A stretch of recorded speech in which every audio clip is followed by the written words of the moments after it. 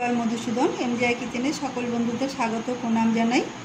আজকের আমার রেসিপি হচ্ছে তালের প্যানকেক বা তালের পোড়া পিঠা, যেটা বলবেন সেটাই হবে। আমি যেভাবে বানিয়েছি আপনারা এভাবে একবার বানিয়ে খেয়ে দেখুন, খেতে খুবই ভালো লাগবে। আসুন ভিডিওটা শুরু করি আর রেসিপিটা প্রথম থেকে শেষ অবধি স্কিপ না করে দেখুন। আমি এখানে গোবিন্দভোগ চাল ধুয়ে জল ঝরিয়ে নিয়েছি, এটা দানা দানা করে ব্লেন্ড করে নেব। নিয়েছি কিশমিশ, গোটা 4-5টা কাজু আর নারকেল কুচো, পেছনে যে লেইটা থাকে লেইটা তুলে ছোট ছোট টুকরো করে নিয়েছি। আর নিয়েছি কিছু কাজু, এও আমি টুকরো করে নিয়েছি। দানা দানা করে ব্লেন্ড করে নিয়েছি, বাটিতে ঢেলে নেব। তালের পাল, এটা আমি দেখাইনি, আমি এটা আগে থাকতে করে রেখেছি। দিচ্ছি মাখন, ওর মধ্যে আমি কিশমিশগুলো ভেজে নেব। কিশমিশ ফুলে উঠেছে, ভাজা হয়ে গেছে, আমি এগুলো তুলে নিচ্ছি। দিচ্ছি নারকেল কুচি, 2 মিনিট মতন নাড়াবো।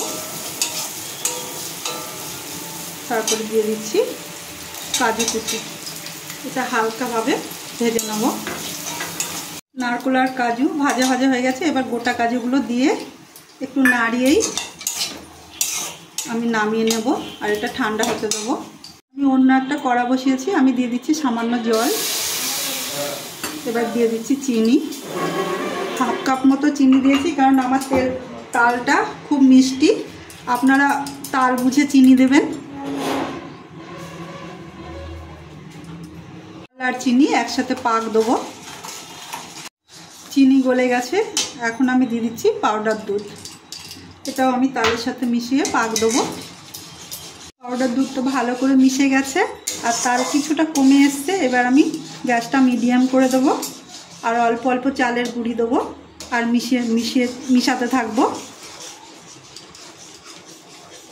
বেশ কিছুটা পাক হয়েছে, এবার আমি দিয়ে দিচ্ছি ভেজে রাখা কিশমিশ, কাজু আর নারকেলের টুকরো।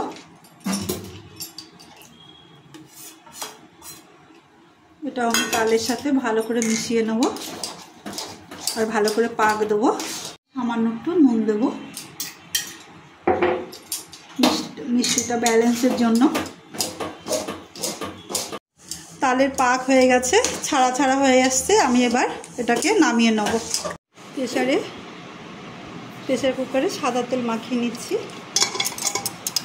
তেলের মধ্যে অল্প একটু, খুব সামান্য একটু জলের ছিটা দেবো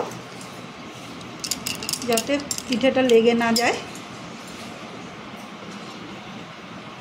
এবার দিয়ে দিচ্ছি তৈরি করা তালের পাল। জল দিয়ে গরম যেহেতু, তাই জল দিয়ে হালকা করে সেভ করে নিতে হচ্ছে। এরকম পাতলা করে স্লাইস করে নিয়েছি, এবার এগুলো সাজিয়ে দিচ্ছি। গোটা কাজুগুলো সাজিয়ে দেবো। নারকেল সাজানোর পর এরকম দেখতে হয়েছে, আর প্রেসার থেকে কিন্তু আমি 1 কর মতন, মানে 1 করেরও কম একটু ফাঁক রেখেছি। প্রেসার কুকার আটকে নিয়েছি, কিন্তু সেন্টারটা আমি দেবো না, এটা আমার ফাঁকা থাকবে। আর যতক্ষণ স্মেল মানে সুগন্ধ না বেরোয় ততক্ষণ এটা লো ফ্লেমে হতে থাকবে। সারা ঘরে গন্ধ ছড়িয়ে গেছে, এতটাই সুগন্ধ বেরিয়েছে। আর লো ফ্লেমে কুক হচ্ছে তো শুধু, আর যেহেতু অল্প আগুন ওঠে ওর জন্য থেকে একটাই কাজ, থেকে এসে এইভাবে শুধু প্রেসার কুকারটাকে নাড়িয়ে দিতে হবে যাতে সব জায়গায় সমানভাবে হয়। আর গন্ধটা এত সুন্দর ছড়িয়ে গেছে, এবার আমি গ্যাসটা অফ করে ঠান্ডা হতে হয়, 1/2 ঘন্টার উপরে ঠান্ডা হতে দেবো। প্রেসারে করেছি, দেখুন পেছনেও কি সুন্দর পোড়া হয়ে গেছে আর উপরে খুব সুন্দর হয়েছে আর খুব সুন্দর নরম। এভাবে আপনারা করুন, খুবই ভালো লাগবে।